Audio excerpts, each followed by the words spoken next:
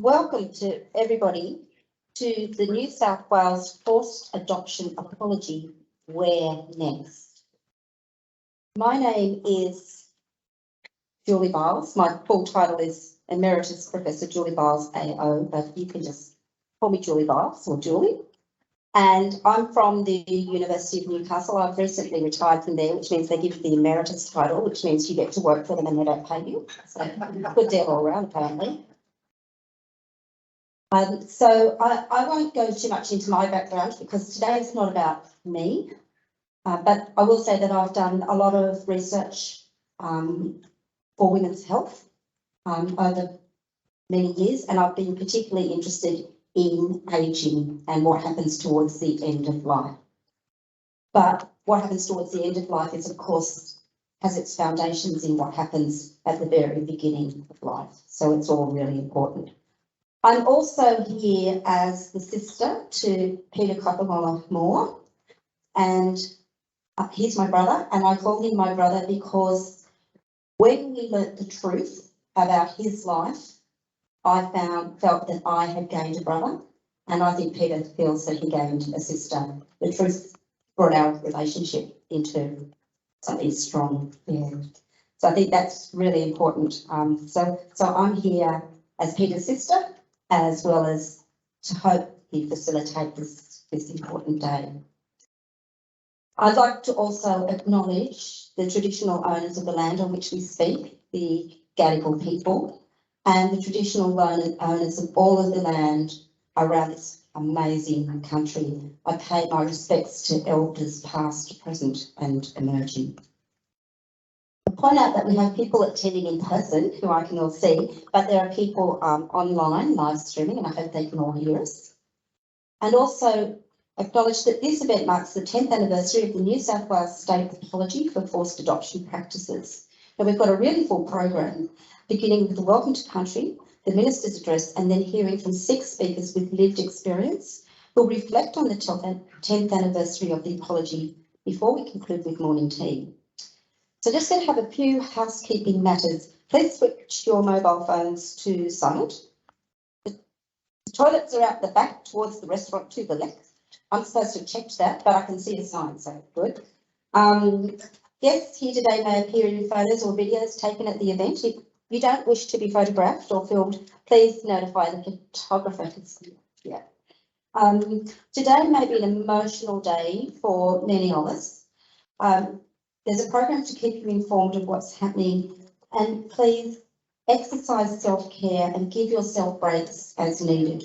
There are staff from the Post-Adoption Resource Centre present who can speak with you if you feel like you need support. And I think, you know, there's a lot of friends and support in the room. So with all of those housekeeping procedures out of the way, it's my great pleasure and honour to introduce Nathan Moran, who's the CEO of the Metropolitan Local Aboriginal Land Council, who will perform the Welcome to Country. Thank you, Nathan.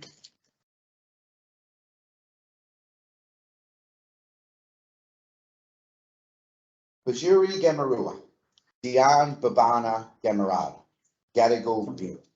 As the CEO of Metro Local Aboriginal Land Council, it's a great honour and privilege to be here today to welcome you for the 10th commemoration of the New South Wales Government's apology for the forced adoptions. Acknowledging we have the Minister today, the Honourable Fred Nile here. Thank you very much for joining. As the CEO of Metro Land Council, this subject is a very dear one to our community. I'm sure as many of you appreciate, the facts are that many of our community are a part of the adoptions process. I acknowledge that the journeys that each individual's been on and the suffering and the trauma that's incurred by removal from one's family, kin and community. Deep love and respects to all of you. But I need to start by acknowledging the words that I open in are the Gadigal words for G'day, women, men, friends. We're on Gadigal country today. But also I'd like to acknowledge just beside us is Ulubadin, the old ceremonial ground of the First Peoples of Sydney, or what we may call Eoraville. Ulubading is the ceremony that took place right up until 1796. It was the ceremony whereby all the local people of Sydney, be they Gadigal, Ganagal, Gamaragal, Wallamadigal, Burramadigal, Bidjigal, Gabarigal and many others would converge into what is now known as the Domain. So acknowledging a very special sacred place to the old peoples. Standing aside, of course, is Wallamalla, or you fellas may call it Woolloomooloo for misinterpretation. So acknowledging that we're right next to a very beautiful space and place. But it's also a fact that this is also the era where Narnbury, one of our community, our first to be raised outside of our kin, our community, our culture. Raised by the white family, Narnbury will always be our first ever Gadigal, first Aboriginal person to be forced into adoption. Certainly, of course, the government policies from 1883 and beyond extended to the facts that have become policy, become procedure. But what links us and certainly unites us as Aboriginal people and those who have been through adoption is the fact that it was a statewide colonial policy. And we acknowledge in our community that it was based on ignorance. The fact that someone would subjectively feel that someone couldn't raise their children should never have been done in a procedural or policy way. Judgments based on some people just by the look of them, the feel of them, or their ability to communicate should never have been a basis for why they removed their children. So for us, Crown Street Hospital is the Grand Heart Centre for Gadigal, for Metro Local Aboriginal Land Council, the current rep body for Gadigal and its people. We acknowledge the dire and the dastard effects of removal on our community and also the extension that's happened throughout non-Aboriginal community. We stand with you, we'll always stand with you in trying to secure your reconnection with your kin, your community, with your identity to go back to your birth families or to reconnect with them. It's in fact at the heart of what we call healing. It's one of the greatest challenges in our society today, certainly for us, is addressing healing, to give people that connection so that they don't need to pass that on to the future generations. But for now, Bajuri Gamarua G'day, indeed have a deadly day celebrating the end of this policy. And may we now only see adoptions where it's required, needed and agreed. So again, have a deadly day, Bajuri Gamarua.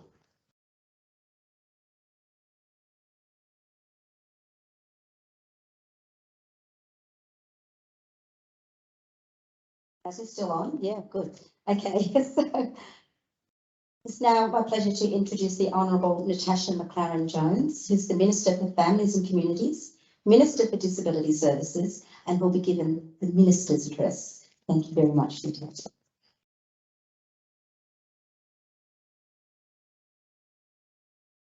Thank you very much. First of all, I'd also like to thank Nathan for the welcome to country. Also acknowledging the traditional owners of land for which we live today. Pay my respects to elders past, present and emerging, and also those that are here today and watching. I'd also like to acknowledge my colleague, Reverend Fred Nile, who's also been quite involved, particularly in the parliamentary report that was handed down in 2000. So I'd like to thank him for being here today. Also to all our agency and department people that are here today, but more importantly, to the individuals who've been affected by forced adoption. I'd like to acknowledge all of you here today. On this day, 10 years ago, the New South Wales Premier, Barry O'Farrell, delivered an apology to everyone who'd been affected by forced adoption. This apology was accepted by both houses of Parliament. It acknowledged the traumatic effect that these practices had on the lives of tens of thousands of mothers, fathers, adopted people and their families. Today, I would like to acknowledge the Memorial Consultative Committee and the New South Wales Committee on Adoption and Permanent Care for welcoming me to this important event that marks the 10th anniversary. Most importantly, I would like to acknowledge and recognise those here today to whom the apology has been addressed: the mothers, fathers, and the people adopted as children and their families. Courageous mothers, fathers, and adopted people share and continue to share their painful and heart-wrenching experiences of forced adoption. Their voices attributed to the New South Wales Inquiry in 2000 and led to releasing the past report and the formal New South Wales apology for adoption practices of the past. For some, this formal recognition began the long processes of healing and lifting unwarranted silence and shame. Forced adoptions saw thousands of women in New South Wales persuaded, manipulated, and even coerced into accepting that adoption was in the best interest of their child. Mothers were denied their rights. They did not relinquish or give away their children. We now know that these practices were profoundly wrong, and the suffering of those affected continues today. An apology does not alter what happened or lessen the pain, but our continued acknowledgement of these historical wrongdoings and what mothers endured act as a powerful catalyst for healing, awareness, and action and change. Today's 10th anniversary event provides an opportunity to renew our commitment to those affected. I would like to take this opportunity to reflect on some of the key initiatives to address the ongoing impact the forced adoption practices of the past have caused to so many lives. Information and reunion services are one way in which the government and agencies are trying to address the effects of the past adoption practices by helping people fill in significant gaps in their understanding of their origins and identity. In 2012, following the apology, minimum fees for accessing information was abolished in New South Wales for both parents and adopted people. In recognition of the pervasive intergenerational impacts of forced adoption practice, I know that in May 2022, the Department of Community Justice extended this commitment and removed fees for all applicants seeking the adoption information from the Department's Adoption Information Unit. This unit is working to improve efficiencies to manage an increase in the number of people seeking information, and the elimination of the fees supports this and improves access for people. As part of the shift towards open adoption, various reports and inquiries have recommended integrated birth certificates, and in 2020, the New South Parliament authorised legislative amendments to ensure the issuing of integrated birth certificates in New South Wales, which have been available since November 2020. I would also like to take this opportunity to acknowledge the commitment and dedication of non-government organisations, such as the Benevolent Society's Post-Adoption Resource Centre.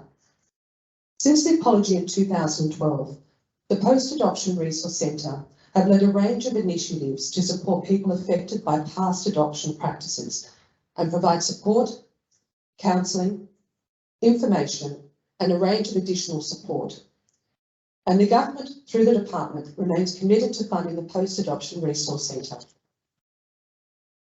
Today, I'm also pleased to announce that the New South Wales Government are planning the construction of a permanent public memorial that will serve as a place of active remembrance and provide a central place to gather and reflect for those affected by past forced adoption. The unveiling of this memorial will take place in September 2023 and coincide with the 11th anniversary, and I look forward to working with the committees in establishing that memorial. Today, I reaffirm the apology made on the 20th of September 2012 and offer my deepest and sincerest apologies on behalf of the New South Wales Government. We have not forgotten past wrongs, and it is my hope that this anniversary will ease some of the pain that forced adoption practices have caused and reframe the next steps forward as a community upholding that commitment. Again, I extend my apologies.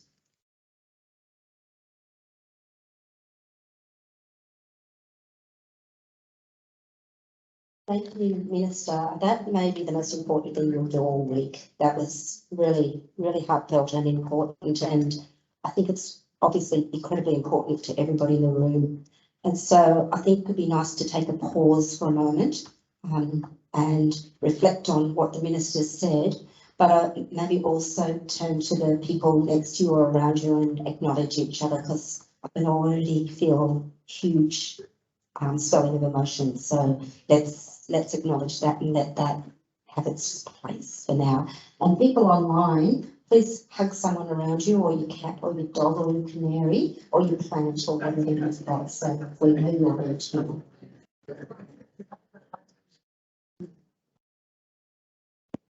We're now going to hear from 6 speakers who are going to talk about their lived experience and their personal reflections on what the 10th anniversary means to each of them. The speakers will speak for approximately 10 minutes each. Before they speak, I'm going to make reference to the terminologies that you might hear today. So we understand that people impacted by adoption hold their own narratives and language in identifying and referring to themselves and their family members. And all of that's okay. We need to respect their personal choices around what terms they use and how they describe their own life experiences. If the things people say or the way they say them brings up difficult emotions for you, please speak with one of the support staff from Park here today, because they're here for you. So I'd first like to start with Jennie Burrows. Hi, Jennie. I'm going to introduce you, Jennie. So yeah, Jennie's currently the risk manager at a health facility. She's a background in teaching, social work, quality management and management. She's been involved in adoption reform for 35 years and was the founder of Mothers for Contact in Adoption, representing mothers on bodies such as the New South Wales Committee on Adoption, the Park Advisory Committee and the Australian Adoption Conference Steering Committee. All very busy, yeah. Mothers for Contact were named by Justice Chisholm as an effective lobby group that helped secure adoption law reform in New South Wales. So we're very honoured to hear from you today, Jennie. Thank you, Julie. Thank you, Julie. Thank you, Nathan. Thank you, Minister. So in order to look forward, we need to look back. It is 10 years since the New South Wales Premier on September the 20th, 2012, delivered a formal apology for forced adoptions. Back in the year 2000, the New South Wales Parliament held an inquiry into past adoption practices. The inquiry was to focus on professional practices, whether they were unethical or unlawful, and if so, what measures could be put in place to assist those affected. This inquiry arose because of the rugged determination and advocacy of mothers who had their children taken through the adoption machine. These mothers wrote pages and pages to the Parliament to provide an account of their experiences. Many mothers gave their sworn testimony. Mother after mother detailed abusive practices that directly breach the practice manuals of the day. This point is critical. What was done was wrong, and it was wrong at the time, not just by today's standards. The New South Wales Inquiry's findings after hearing this testimony were that past practices were in many cases, quote, misguided, sometimes unethical, and on occasions unlawful. This did not sound like the well-oiled adoption machine that we knew was set in motion as soon as your papers were stamped BFA, baby for adoption. How could this happen when the parliamentary committee had heard it straight from the horse's mouth, the mothers? Well, it turns out that some people's testimony carries more weight than other people's testimony. If you're the manager of the adoptions branch or the head of the health department, your testimony, which directly conflicts that of mothers, is preferenced. I quote, the manager of adoption services, Department of Community Services, Mr. Harvey Milson, told the committee that he did not believe there were any systematic instances where the department had acted unethically or illegally. And in answer to a written question, the Director General of New South Wales Health, Michael Reid, explained that there was no evidence on file to suggest any instances of systematic, illegal or unethical behaviour by the Department of Health, the Health Commission or the Hospitals Commission. So what did the New South Wales Parliamentary Committee recommend in their releasing the past report? Well, they did recommend an apology, but that was for everyone else to make, not the New South Wales government. I quote, the departments, private agencies, churches, hospitals, professional organisations and individuals involved in past adoption practices should be encouraged to issue a formal apology to the mothers, fathers, adoptees and their families who have suffered as a result of past adoption practices. So the inquiry did not recommend that the New South Wales government provide an apology. Instead, the government should issue a, quote, statement of public acknowledgement, which they did. The statement read, the Releasing the Past report examined past adoption practice, past legal and ethical standards, past social conditions and beliefs, past attitudes to single motherhood and past adoption secrecy. The government acknowledges the pain, suffering and distress that a group of women experienced with past adoption practice. Although these practices have not been part of the practices of this state for some time, some mothers, fathers, adoptees and their families experience lasting suffering. Fast track a decade to 2010. The Commonwealth Parliament held an inquiry into past adoption practices. This committee heard the exact same testimony from mother after mother about the horrific practices of forced adoption. But this time, the bureaucrats were not preferenced. The mothers were believed. The committee found that there was a machine, that systematic harm had occurred. The committee determined that the Commonwealth should make a formal apology and set about investigating the elements of an effective apology. They agreed with Canadian research that outlined the fundamental elements of a meaningful apology. Number one, acknowledgement of the wrong done or naming the offence. Number two, accepting responsibility for the wrong that was done. Number three, the expression of sincere regret and profound remorse. Number four, the assurance or promise that the wrong done will not reoccur. And number five, reparation through concrete measures. At the end of February 2012, the Commonwealth Parliamentary Committee released its report. The first thing it did was to name the offences. It named the key wrongs as vulnerable mothers were not given the care and respect that they needed during this difficult period of their lives. Mothers were poorly advised. Mothers were stigmatised by professionals and institutions.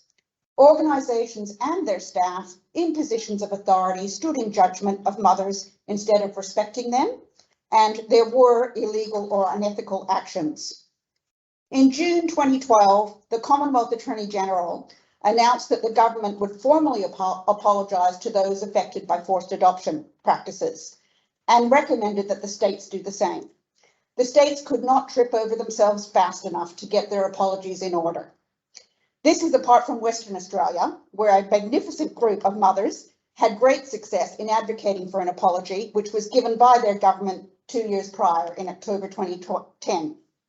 So between July and November 2012, apologies were made by South Australia, ACT, New South Wales, Victoria, Tasmania and Queensland. Northern Territory was the only jurisdiction not to apologise. It is worth noting, I think, how apologies are made in other countries. The Prime Minister of Ireland, around the same time, issued an apology for practices involving pregnant women who were sent to the Magdalene laundries. He said, I am privileged, I wish I could do an Irish accent. I am privileged to welcome some of these women to this house, many of whom have travelled long distances to be here. I warmly welcome you, every one of you, to your national parliament. What we discuss today is your story. What we address today is how you took this country's terrible secret and made it your own, burying it, carrying it, in your hearts here at home, or with you to England and to Canada, America and Australia, on behalf of Ireland and the Irish people. But from this moment on, you need carry it no more, because today we take it back. Today we acknowledge the role of the state in your ordeal. With these beautiful words, the government takes responsibility for wrongdoing, acknowledges its long-lasting effects, and sets out to redress the wrongs. I want to acknowledge what is happening in Victoria. In 2020, the Victorian Legal and Social Issues Committee held an inquiry into responses to historical forced adoptions in Victoria, looking at what support had been provided since the Victorian government formal apology. They came up with 56 recommendations for the Victorian government. The Victorian government then published their reply, stating, despite apologies from the Commonwealth, the Victorian government and the opposition, little has changed for the mothers and adopted children and much remains to be done. They state further, the government's response to the forced adoptions inquiry fully acknowledges this shameful part of our history and the experiences of people who have suffered and are still suffering, and is a commitment to action. In March of this year, the Victorian Government announced a redress scheme for forced adoptions. Premier Daniel Andrews said, "It falls to us to go that step further, to not only say sorry, but to try and repair that damage as best we can." I want to acknowledge my fellow mothers, some too unwell to be here today, who feel that only a compensation scheme offers appropriate redress for the abuses of the past. After 10 years today, it is time to look beyond the apology and call on the New South Wales Government to make reparation through concrete measures. We welcome the opportunity to meet with the Minister to discuss this. Thank you.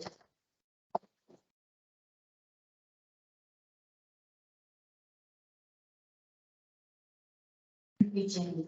Now, I will just note that the Minister does need to leave, but I think she noted your invitation there. Okay, thank you, Natasha. Yes. All right, so thank you very much for that, Jenny. Next, I'd like to ask Christine Cole. Oh, there you are. Hello, Christine. We didn't meet yet. Nice to meet you. And Christine, I took the liberty of browsing a bit of your thesis last night, and I'm really impressed. Yeah, just also by the body of work, but also by the body of emotional work that must have gone into that. That's incredible. Yeah, yeah. So Dr. Christine Cole has been involved in activism for mothers, survivors of illegal adoptions since 1994, when she joined an activist support group, Mothers for Contact. In 1995, she set up a group called Origins, and as its first chairperson, worked with her local MP, Pat Rogan, to gain the historic New South Wales Upper House inquiry into illegal and unethical practices in adoption. She sat for over a decade on the Committee on Adoption and Permanent Care representing mothers. She assisted the committee in organising the 9th National Adoption Conference, at which she launched her book, Releasing the Past, Mothers' Stories of Their Stolen Babies. In 2008, Dr. Cole set up the Apology Alliance Australia and worked with mothers, adoptees, mental health professionals and politicians to successfully gain apologies in all states, climaxing in the federal apology given by Prime Minister Julia Gillard. Dr. Cole sat on 2 federal committees, one that drafted the PM's federal apology and the second advising the government on the need for mental health services for mothers. In 2013, Dr. Cole produced an unpublished thesis exposing the illegal and unethical practices inherent in historical adoption. She was nominated for Australian of the Year in 2012 and 2013, and you can access Dr. Cole's research on her blog, apologyalliance.com, which is where I came across it, and it's very, very good reading, but also, as I said, there's a lot of emotion in there as well. It's important reading, I think, for everyone. So, Christine, enough of me talking about you. How about you talk about you? Thank you. Okay. Thank you so much.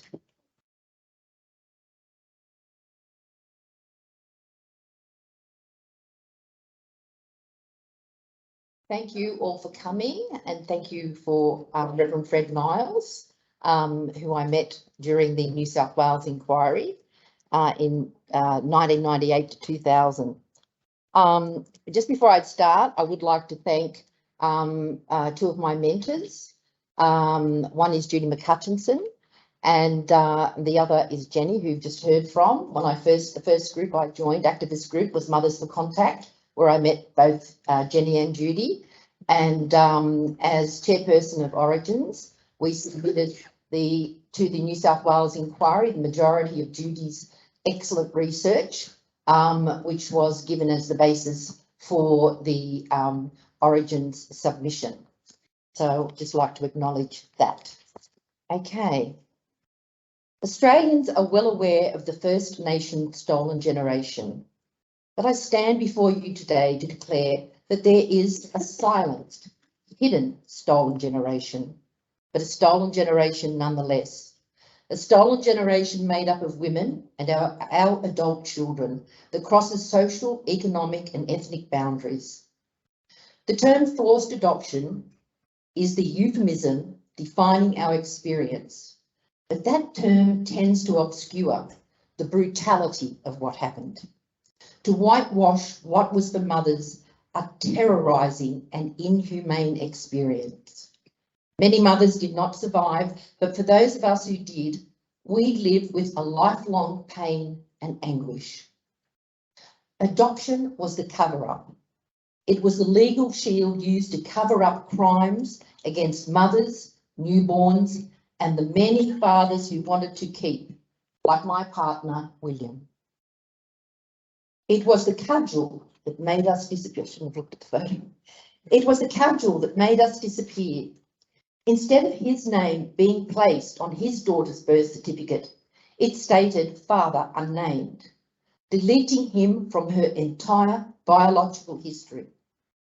Before I could be admitted to hospital, I had to meet with a social worker. I told her I wanted to keep my baby. I planned to marry William.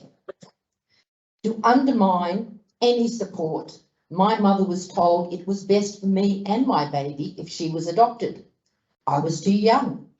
Yet the social worker found me a job as a housekeeper that included taking care of 3 small children.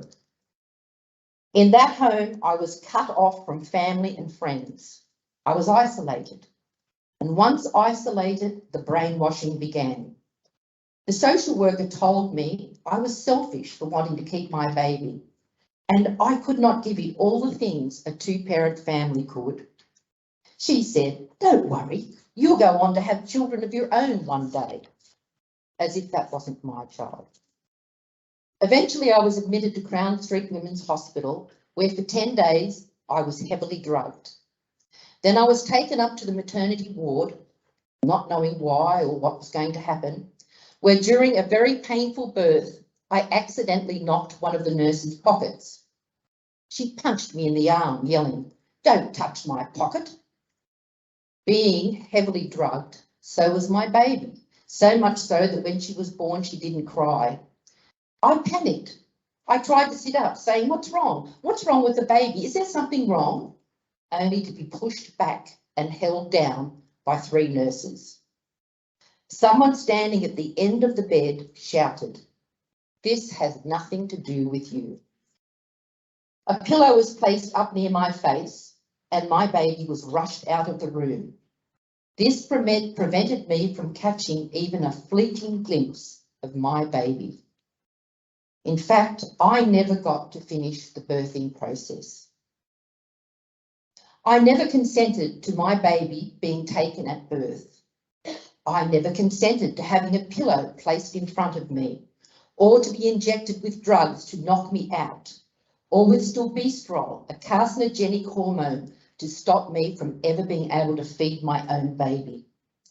I expected, like any other mother, to be able to see, hold and nurse, to feel and smell my newborn's soft skin, to hold her close and love her. Instead, she was taken, gone forever, and I will never, ever see my baby's face. My daughter was not adopted at birth. She was forcibly taken, stolen, later to be given to strangers, and they were the ones that lodged the adoption papers, not I. What happened to me was not only barbaric, it was illegal. I had every right to see, hold and nurse my baby just by virtue of giving birth. I was her mother. The government and their agents lied to the Australian people. Fake news was widespread as newspaper articles proclaimed that unwed mothers' babies were unwanted and needed saving by married couples. The adoption industry excused itself of its crimes by claiming that taking babies reflected the social mores.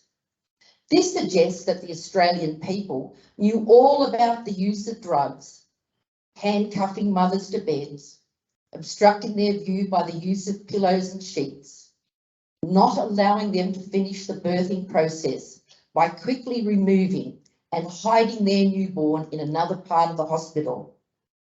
I would suggest that rather this was the social mores of those involved in the adoption industry who did know what was going on. When I reflect on my experience, the closest to which I relate is to a mother whose child has been kidnapped. Like her, I did not know where my baby was, whether she was dead or alive, whether she was happy or sad, whether she was being treated well or not. All I felt and knew in the core of my being was my baby is gone and I'm not there to protect her. She was somewhere out there. I didn't know where. I felt completely helpless, hopeless, a useless human being, a failed mother. My motherhood destroyed. It was as if I was missing a limb. A part of me was gone. I was left with a gaping, unseen wound. My soul felt an unbearable emptiness, a hole, a void where once my baby had grown. She had not died, so there was no burial, no resolution, just the constant agony of not knowing. Some months later, I found myself glancing into prams, wondering all the time, is that her? Is that my baby? When they stole my baby, they just didn't steal my baby. They stole my identity, my motherhood. I was no longer a beautiful young mother. That identity was replaced by one that was shame-filled and guilt-ridden, a non-person with a deep sense of inferiority. Effectively, I was traumatised into silence. The day they took my baby, they stole the life I should have had. They stole the loving relationship I had with William. He reminded me of my daughter, and that sorrow ended our relationship. William lost his daughter and his first love. He never went on to have another child. He moved interstate. Every day that passed, I missed a day with my daughter. I did not see her first smile or take her first step or hear her first word. That joy was given to others. There has always been a missing person at my table. The Australian government sealed up her records, gave her a new birth certificate on which neither I nor her father are mentioned. Uncaringly, with the stroke of the pen, the government erased her entire biological history, denied her birthright, access to knowledge of her unique family culture, her family roots, her entire biological family. They stole from William and me a precious member of our family that should have taken pride of place on our family tree. My story is not unique. It is a variation of a theme that happened to young, vulnerable mothers across the country. The barbaric treatment of mothers was systematic. Like Dr. Jeff Rickaby, a psychiatrist, stated at the New South Wales inquiry, within the adoption industry, he states, the process of taking babies was well-oiled and systematic.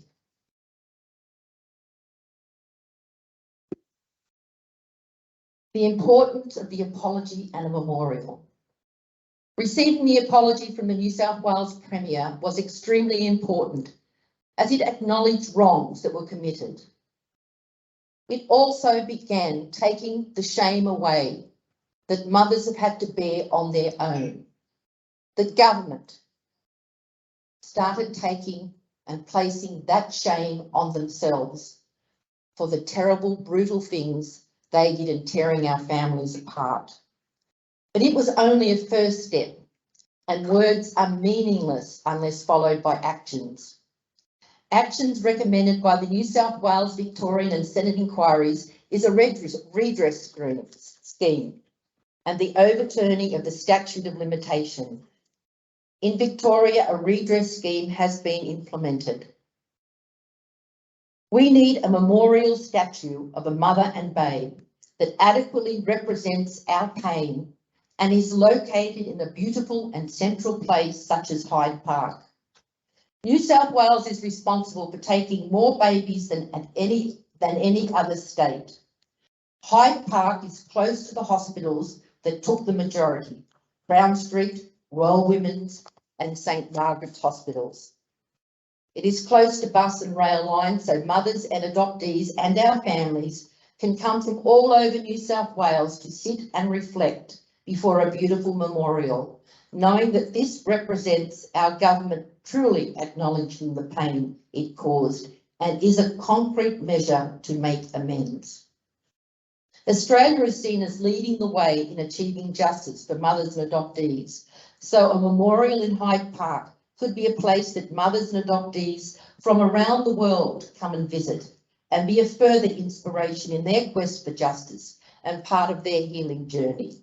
In 1998, over 300 mothers gave written and oral submissions to the New South Wales Upper House inquiry. Mothers relived their trauma in the knowledge that their words would be made public so that their adult children would know that they were never willingly given away. They were forcibly taken. That the broader Australian community would finally know the truth, that it was not only First Nation babies that were stolen, but so were thousands of non-Indigenous mothers' babies. Mothers attending in person gave evidence at Parliament House and had their testimony published. Rural, elderly or ill mothers who could not attend provided written submissions, but for some unknown reason, theirs were suppressed. Those mothers felt betrayed, maybe because those submissions highlighted how systematic the abuse was. And with the New South Wales finding that it wasn't systematic, that would have told a different story. Making public our accounts is not only a significant part of Australian history, it is a very important part of our healing process. This is a concrete measure that gives substance to the words of the 2012 New South Wales Apology. Mere words without concrete measures are just that, mere words. As a community, we are still in need of intensive specialised trauma care, not only for mothers, but our subsequent children who have suffered multiple losses, and that includes our taken children. Many mothers found it difficult to fully bond to their subsequent children, as they lived in fear that that child might be taken as well. That fear is often generational. The stilbestral injection I was given all those years ago interfered with the nursing of my subsequent children. It is estimated that 19% of mothers never had further children and many never married. While those mothers who were able to take their babies home, they usually married the father. They usually, if not the father, very soon after they married, often with the stepfather adopting their child. So they slipped seamlessly into society without all the mental health problems. They were a traditional family. What I'm saying is not against the traditional family. What I'm saying is that we were a family. That was the father. There I was as a young mother. I was pregnant when that photo was taken. That's the only photo I have. That was my family. That was stolen from me. Many of us have lived in the shadows, traumatised and silenced, experiencing a lifetime of grief. Concrete measures are only small steps in our healing journey, but they are important. Thank you.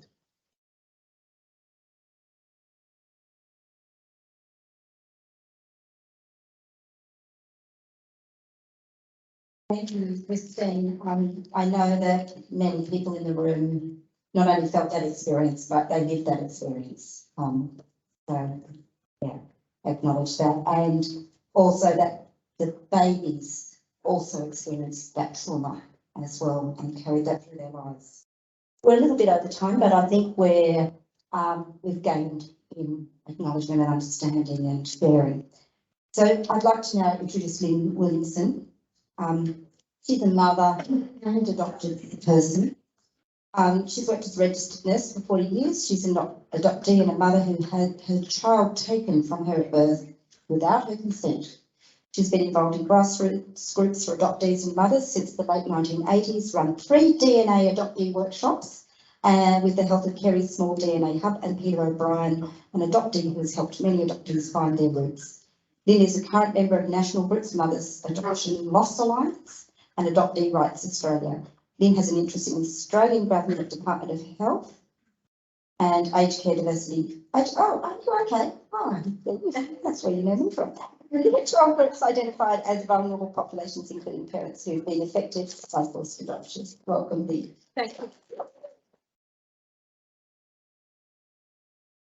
Thank you. Thank you all for being here today, Reverend Ministers, and allowing us to be on the committee and giving us a memorial and whatever else. Thank you. In 1954, I was born at Crown Street Women's Hospital.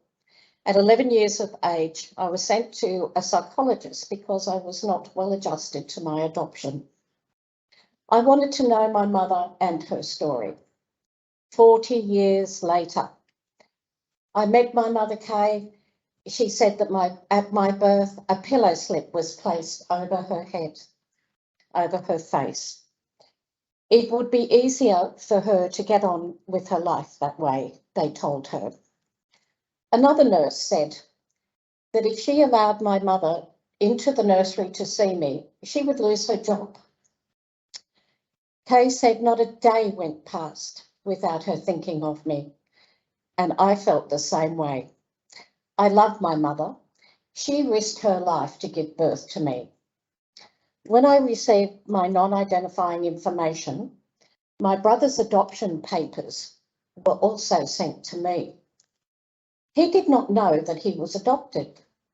It was difficult for him to believe that an Australian citizen could have their original birth certificate and identity cancelled and hidden by the government. His adoptive family all knew that he was adopted. In 1972, at age 17, I was in an unmarried mother's home. Sorry. Coerced to do right by my baby.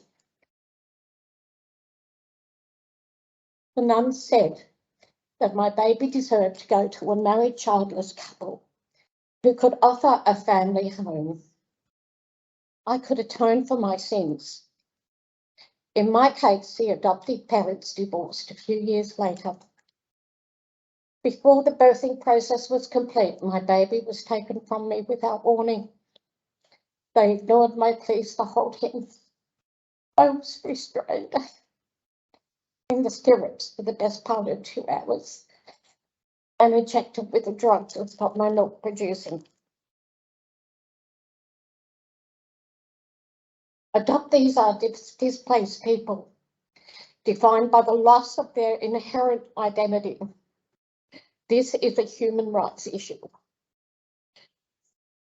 The Forced Adoption History Project of the National Archives is closed.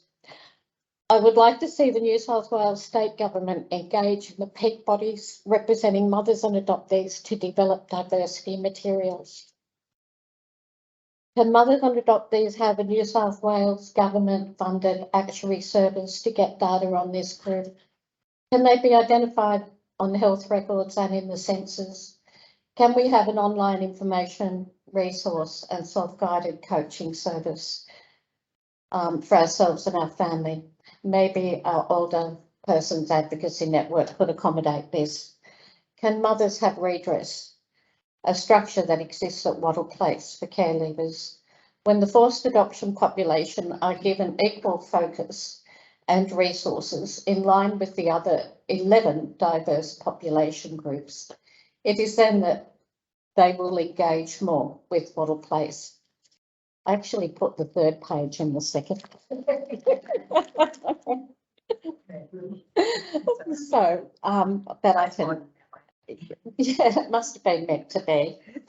You know, going back to, this is where the story became discombobulated. Going back to what happened in the hospital after birth, I was distressed and confused. I made sense of the situation by thinking I was an adoptee and maybe I would not be a good mother because they all knew I was an adoptee. Isolated, my name was changed above my bed. My partner visited, chaperoned by a nun who dismissed his inquiries about keeping our baby. I was given barbiturate drugs twice a day for 4 days. On day 5, the nun took me outside of the hospital. I had to sign the adoption papers standing up, just like this, just near the ambulance bay, holding them in my hand like this. Just seems so unprofessional, doesn't it?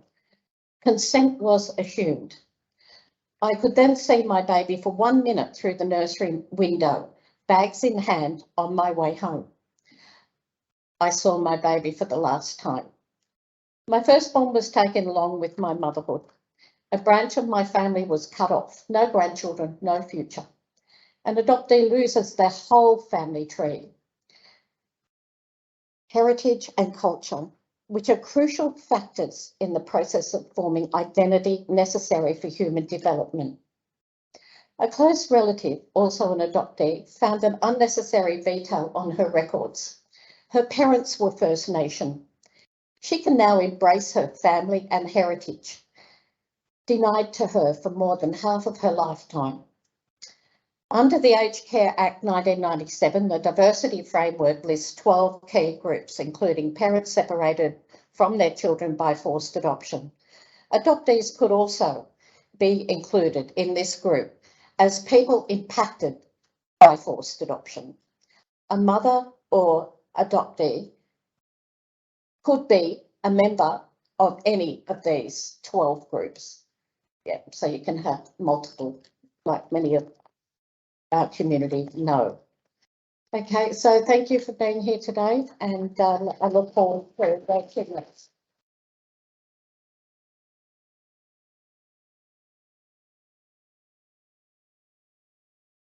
Two or three things in the front here and a couple in the middle there if people would like to rest their weary pins.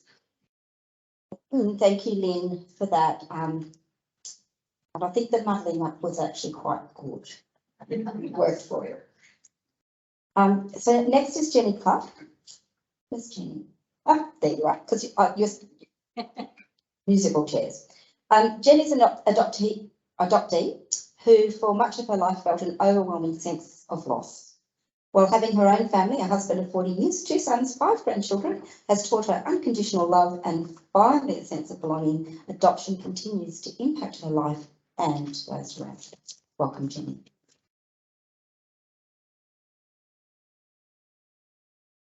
Okay, thank you everyone for coming. This is the first time I've talked in front of people, so please bear with me if I'm a bit nervous. Okay. Imagine a family tree with photos proudly displayed of generations past and present, and the excitement when a new baby is added. There is a wealth of love and knowledge within the tree, with stories passed down from generation to generation.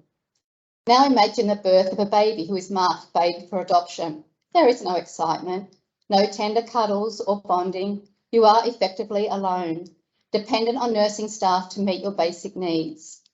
The mother whose body nurtured you for 9 months is no longer there. Her familiar voice is no longer heard. The rich family tree you should have joined has been deleted, and there you are, alone, vulnerable and scared. This is how I entered the world in 1963. 2 weeks after my birth, I was placed into a new home with a new name to start a new identity.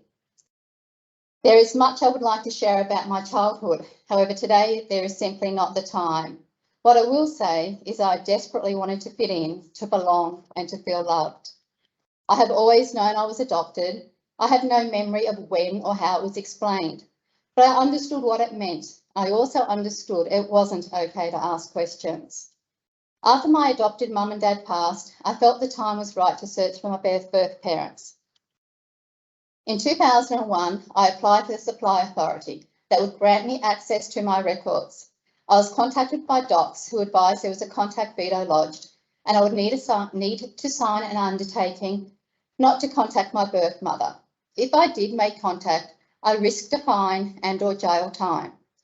Docs advised they were required to notify my birth mother, Alison, of my application.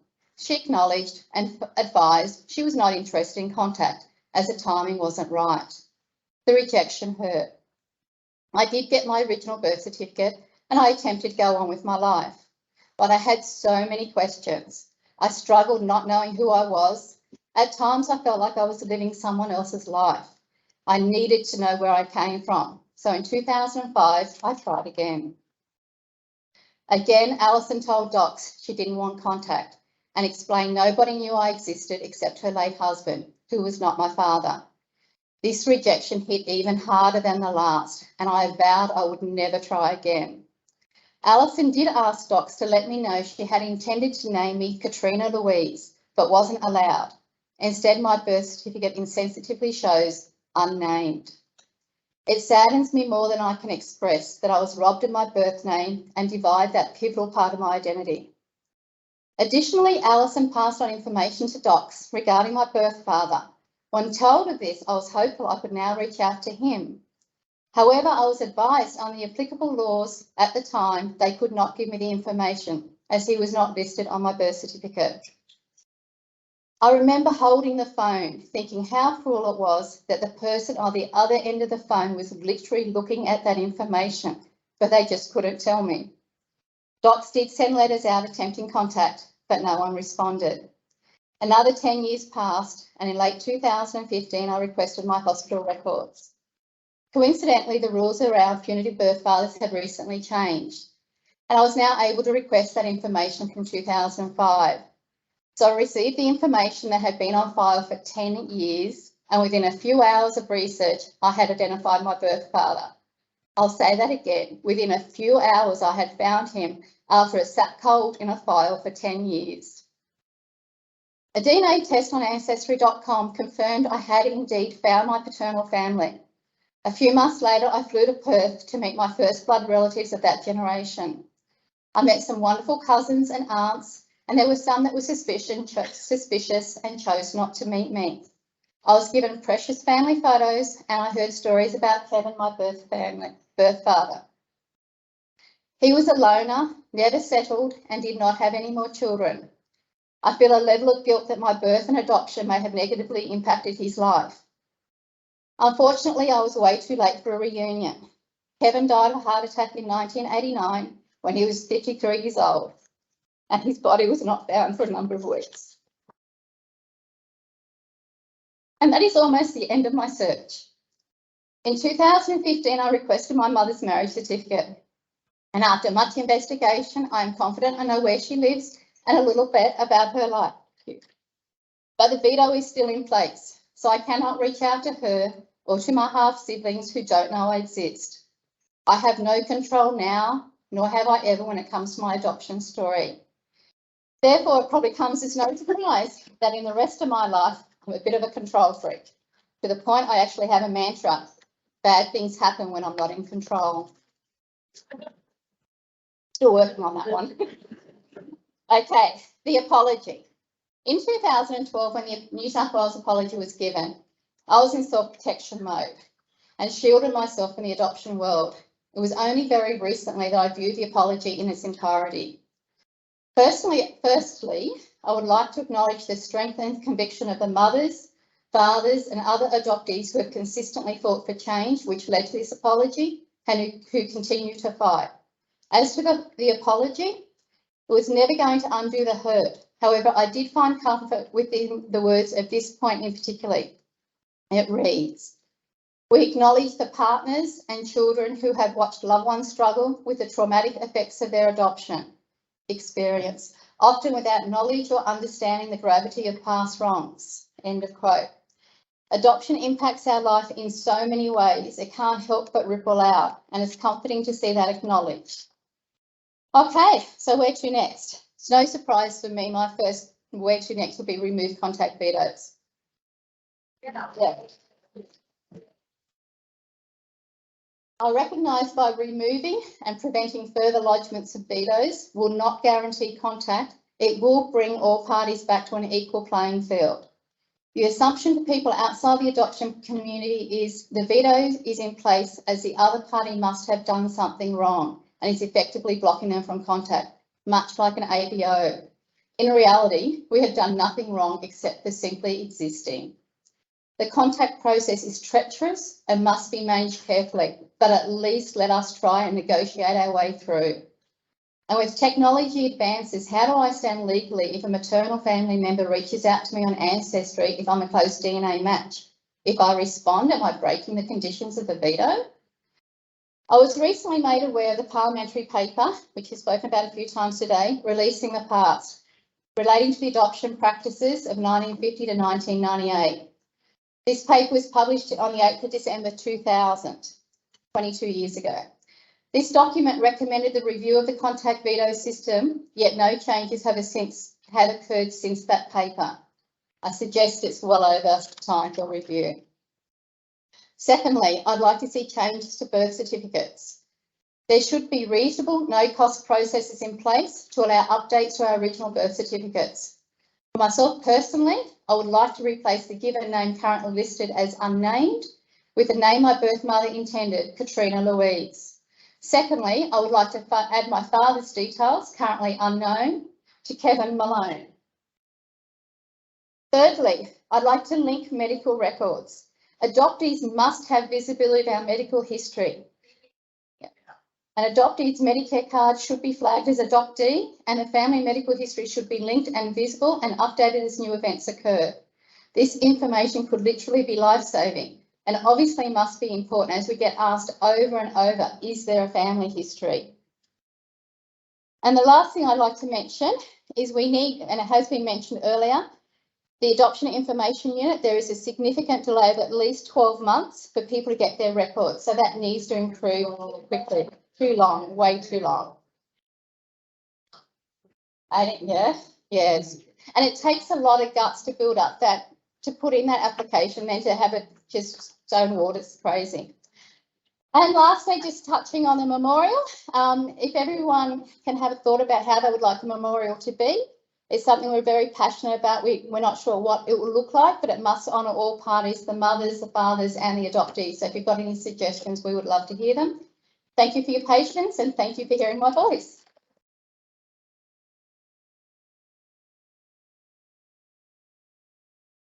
Thank you.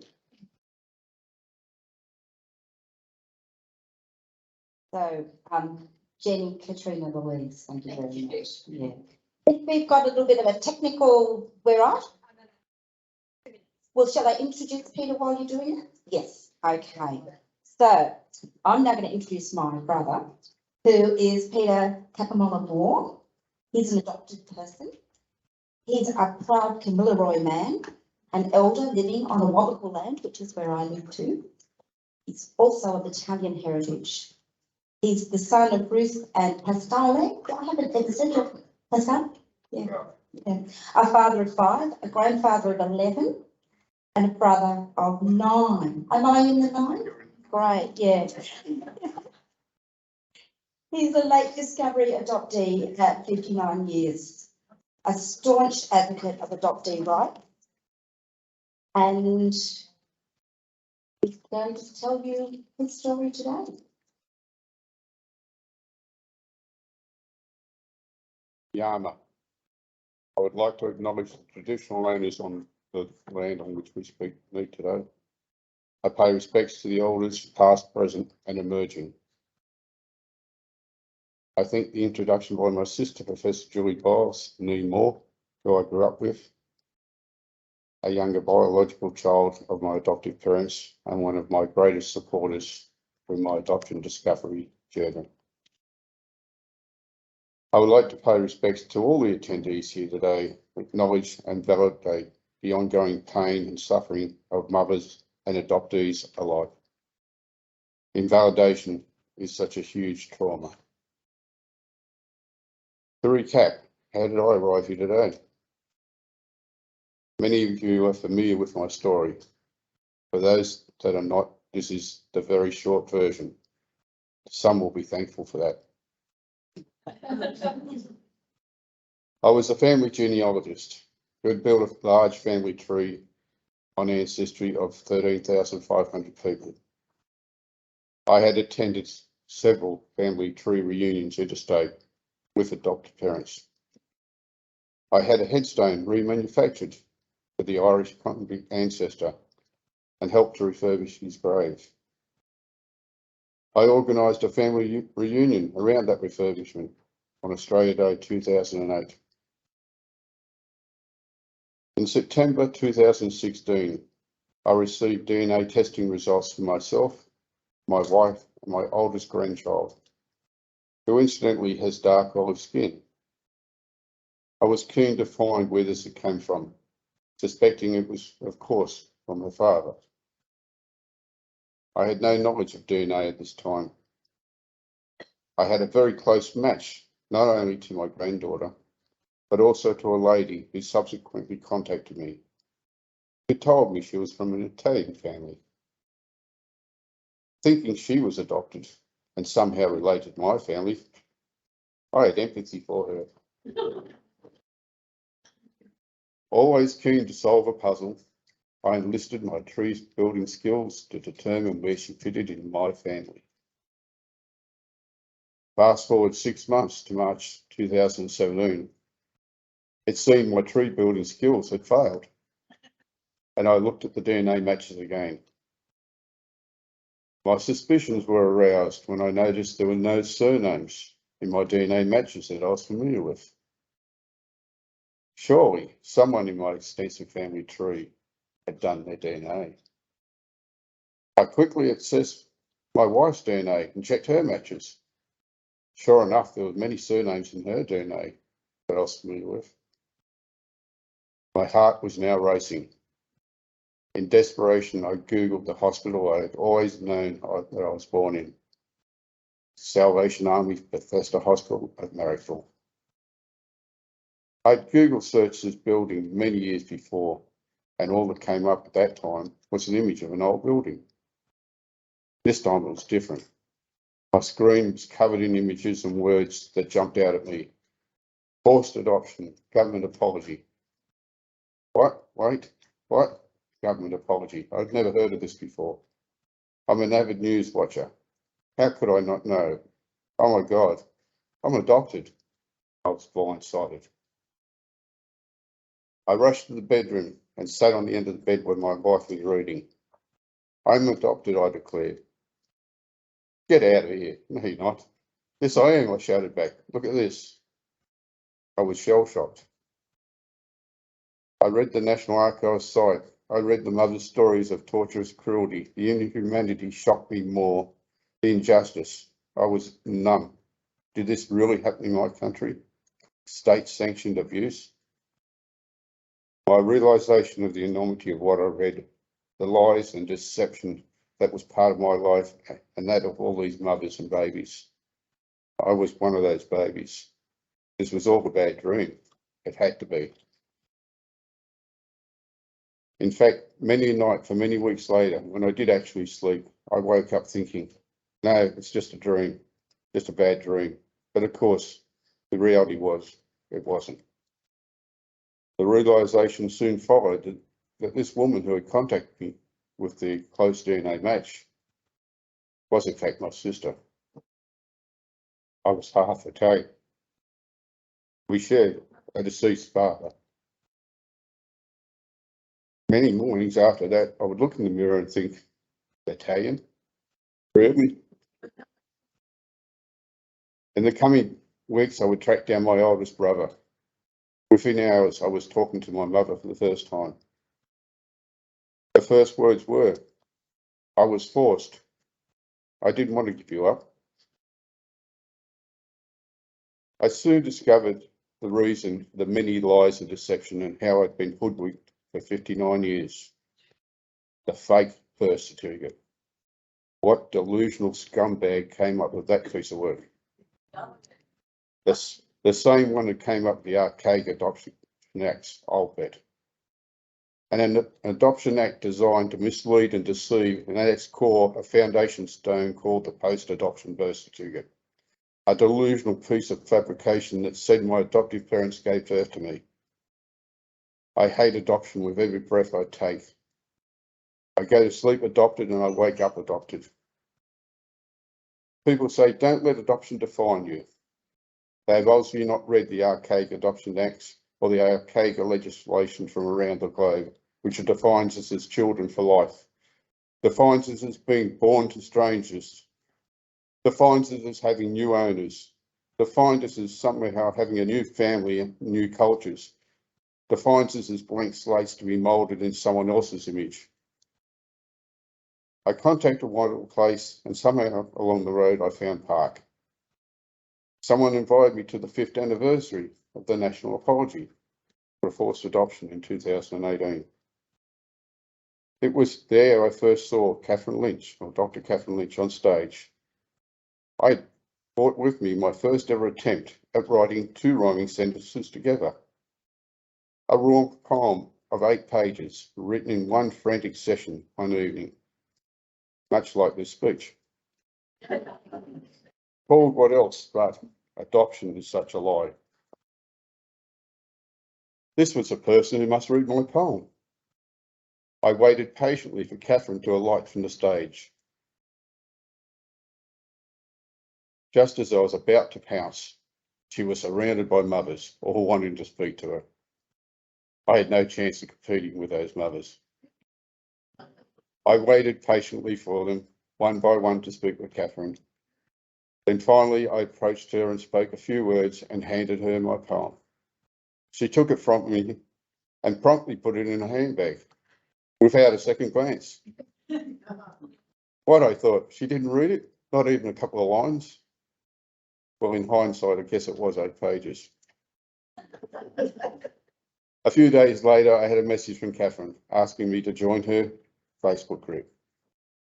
Within a few days, the late great William Hammersley Ellis contacted me from the group asking me to join another Facebook group where he was starting a committee which he wanted me on.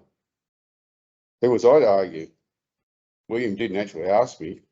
He told me he wanted me on it.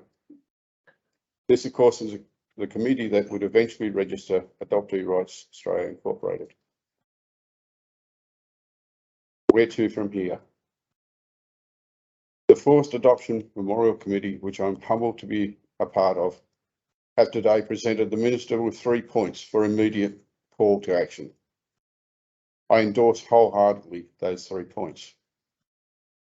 I have, of course, many points of my own and Adoptee Rights Australia that are close to my heart. I will list them all. I will not list them all, but just 3 of many. My mission from an early on has been that what happened to me should never happen to another child or adult again. The longer I've studied adoption and the adverse effects it has on all parties, the more outraged I've become. Thank you, Sharon White, Adoptee Rights Australia Secretary, for that pearl. Whilst we were discussing people disparagingly saying we were angry adoptees, Sharon quipped, "I'm not angry, I'm outraged." So let us all be outraged. My sister here today, a biological child of my adopted parents, also had no idea I was adopted. How this has affected her, I do not know, but I'm sure it has, as it has my own children and grandchildren. It also ultimately affected my adopted parents. I have not sought to harm them, but I must tell my truth. I must live it. There are no winners in adoption.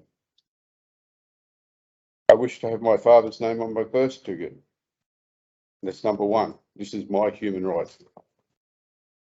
I've applied 4 times in total to the New South Wales birth deaths and marriages, despite having numerous statutory declarations from my mother as to who my father is, my extensive DNA proof beyond any reasonable doubt, having both his surviving sister's DNA matching me at high levels, just as they should be for my Italian aunts. An Italian sister with a higher DNA match than any of my granddaughters. New South Wales birth deaths and marriages insists that the putative generic father that the Salvation Army put on my paperwork to assist my adoption, you know the one, the Australian blue-eyed ochre type, a carpenter, reportedly married. is more reliable than my DNA and the only living person who was at my conception, my mother. I have told birth, deaths and marriages that neither they or the Salvation Army were at my conception. I really believe that to be an honest and true statement. 2, I believe that the governments of Australia have a duty of care to inform all adoptees of their adoptive status in a controlled and supportive environment. Not by DNA, not by an adopted sibling or cousin in a fit of rage during a heated argument, or even more hurtful ways.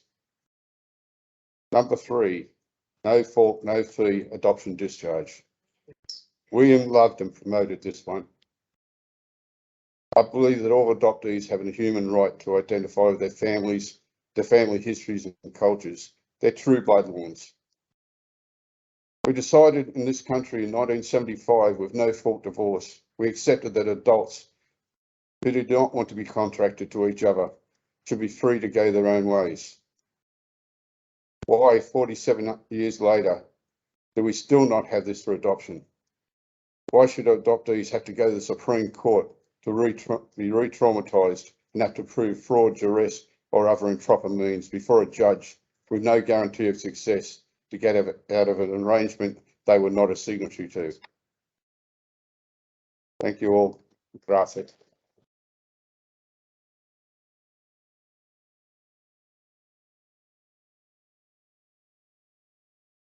Thank you, Peter. And as we know, there's like with everybody else, there's so much more behind that story. There's lifetimes behind it. So our final speaker is Greg Rostron. I think Betty's doing a little bit of technical and she needs about 2 seconds. Hello, Greg, how are you? But I might just, is it okay if I introduce Greg? Okay, so Greg is also an adoptee and a survivor.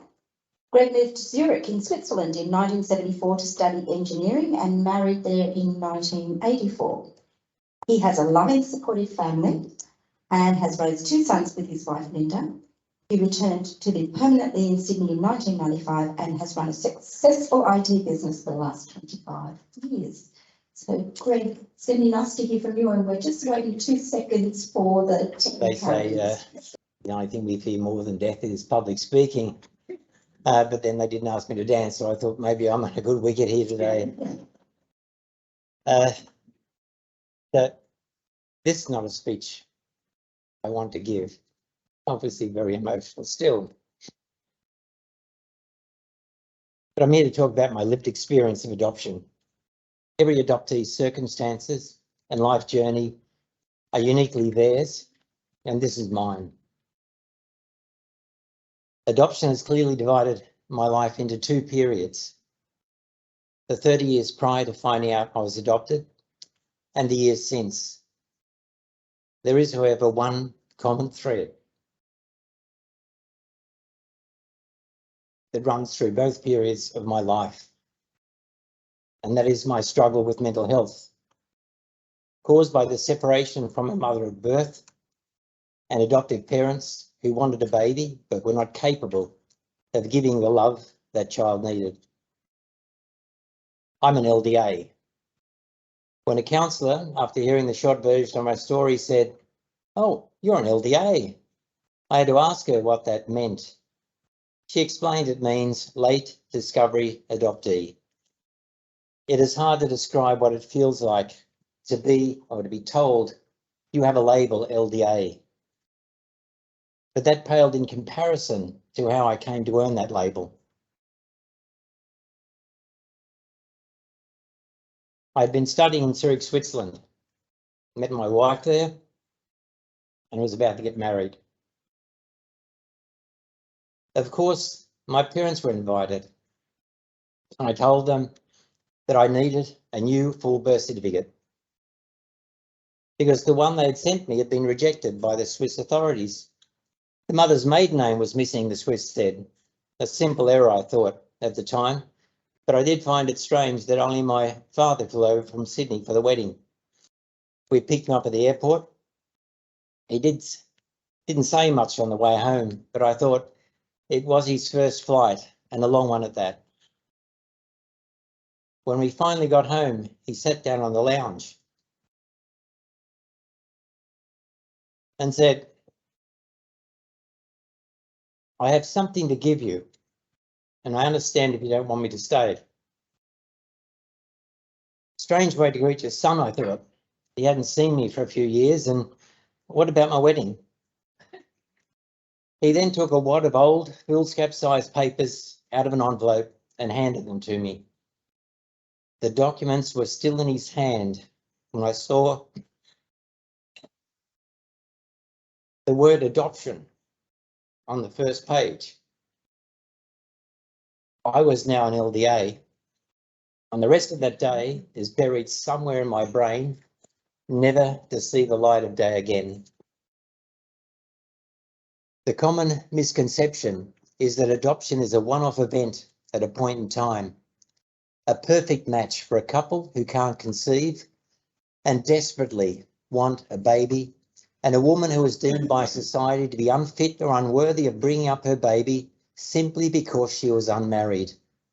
Worth noting that in this transaction, and it is a transaction, the baby has no say in a decision that will impact the rest of his or her life. This decision leaves a mother without her baby and a baby without its mother. On the other side are adoptive parents who have been duly vetted. The approved officer of the Child Welfare Department described my adoptive parents as, and I quote, "able to converse readily on subjects requiring some thought." And the home is well kept, clean and tastefully furnished.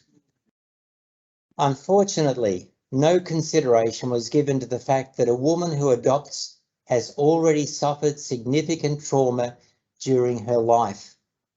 In my case, my adoptive mother had suffered several miscarriages and a stillbirth.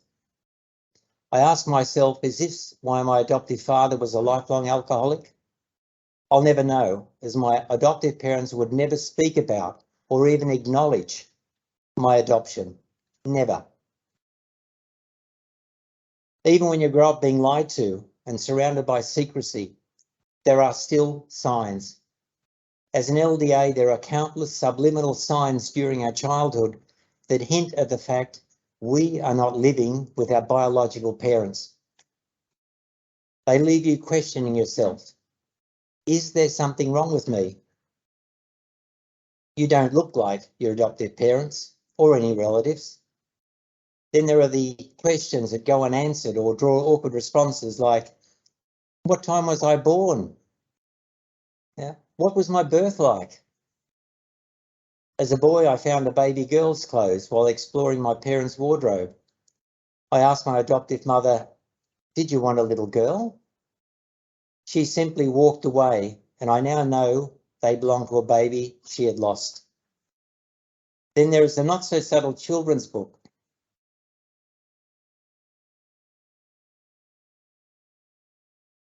I was read at bedtime, called Mr. Fairweather and His Family. A delightful book, a story about a childless couple who adopt a little boy. At that age, I never dreamt that little boy was me.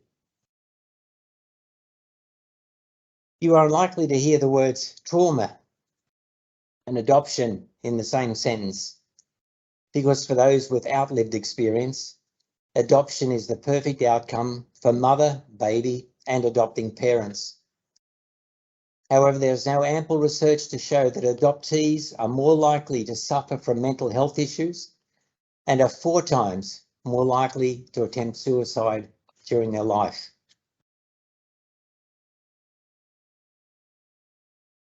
In my early 20s, and before I knew I was adopted, I was in a relationship with an older woman. After she unexpectedly broke it off, I found myself in hospital after attempting suicide and subsequently spent several months in a facility. With the benefits of years of therapy, I can now see how the sudden loss of motherly love represented the same abandonment and rejection I suffered at birth. I know that my adoption has significantly contributed to my poor mental health over my life. I'm sure we all celebrate those annual important milestones like anniversaries and birthdays. As a child, a birthday signals you are a year older. You look forward to a birthday party, birthday cards and presents. As an adult, once you discover that you're adopted, this changes. You suddenly realise the actual meaning of birthday. It is birthday, the day you were born, the first and last day you saw your mother. Although you can't remember it, you subconsciously know it was a traumatic event in your life, especially when you have your own children. It is hard to imagine separating a mother and child at birth. Who would do that? Who would allow that? I know I was wanted, and I know my mother wished for a little boy. I often think of what it must have been like for her, carrying me for 9 months. This baby she so longed for, and yet knowing she could not keep. How must it have been for her on that birthday? While I may not remember it, I do know she never forgot the grief and sadness of that day all her life.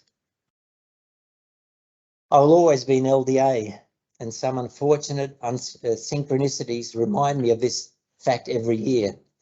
I was married on the 17th of March 1984, and to add insult to injury, I discovered that my birth mother passed away a year previous on the 17th of March 1983. My birthday now represents the day I was separated from my mother, neither days for celebration. What does the apology mean to me? On the surface, they're just words. The politician giving the apology, well, his or her government wasn't responsible for those policies, and those policies were really a reflection of societal attitudes at the time. But personally, it is significant to have the pain and suffering caused by those policies acknowledged by the institutions that caused them. That does offer some comfort and helps me move forward. Part of my healing journey is being able to forgive those that I feel failed me. Where to next? LDAs. I thought I was part of a dying cohort, but IVF combined with egg and sperm donors has changed that. Easily accessible DNA testing means that others will continue to experience late discovery and similar trauma to me. All too often, those making decisions about adoptees have no lived experience, and those decisions don't serve our needs. The trauma and loss of identity need to be addressed. Quality of mental health services. 15 years ago, I spent 2 days at Sydney's famous Black Dog Institute, doing all manner of tests and interviews. Despite mentioning my adoption story, I came out with a diagnosis of clinical depression and a script for antidepressants. That's done. The lesson here is, how can an adoptee expect to receive appropriate treatment from mental health professionals when they don't even acknowledge our adoption story? Psychiatrists and psychologists must be made aware of adoption trauma. Adoptees must have free access to mental health services. There is ample research that shows trauma suffered during childhood contributes to poor mental health outcomes in adulthood. We need to recognise that adoption trauma is also an adverse childhood event, and that every child placed for adoption needs support, not only during their childhood, but also during their adult life. Adoptees must be given free access to identifying information relating to their birth families. Loss of identity is a major contributing factor to the anguish suffered by adoptees. Once we find out we are adopted, we are punished a second time by a system that relies on secrecy and bureaucracy to hinder or prevent access to our records altogether. We must be given easy and free access to all records that help us piece together the story of who we truly are. And finally, adoptees must be supported in reconnecting with their birth families. I will never have the opportunity to reconnect with my mother. I know there are some birth mothers and adoptees who do not want contact. I believe that is simply because they do not want to remember the trauma they suffered. Understandable. But there are those of us who do want contact, and all must be given the opportunity. No one should have the right to deny a mother, son or daughter the opportunity to reunite. Thank you.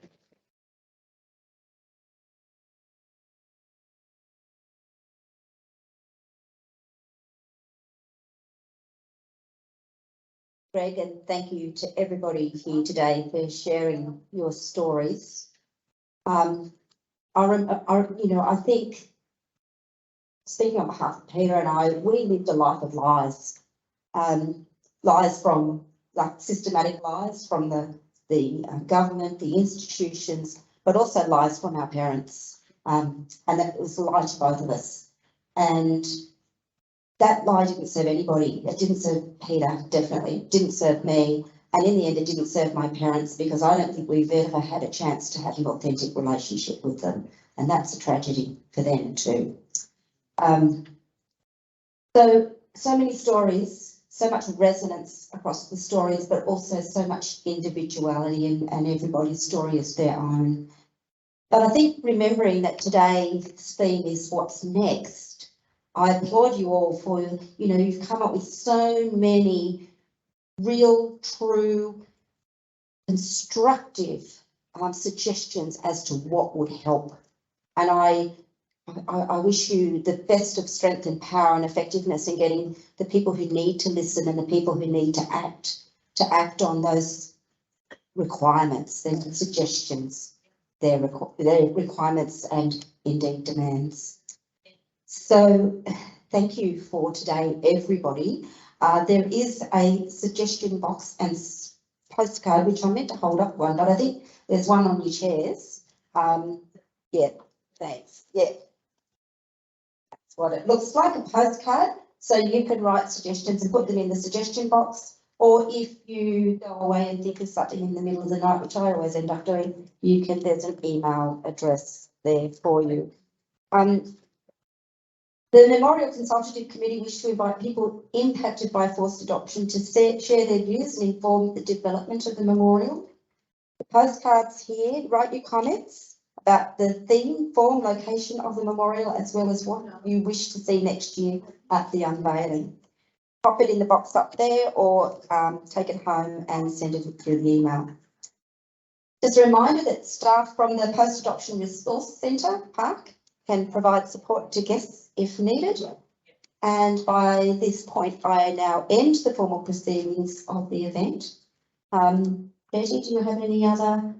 No? Okay. And we're now going to break for morning tea. And I'd like to farewell, I'd like to farewell those who've joined us via live stream, and hope that this event has been meaningful and significant for you, and that you get the love and care that you need. Thank you, everybody.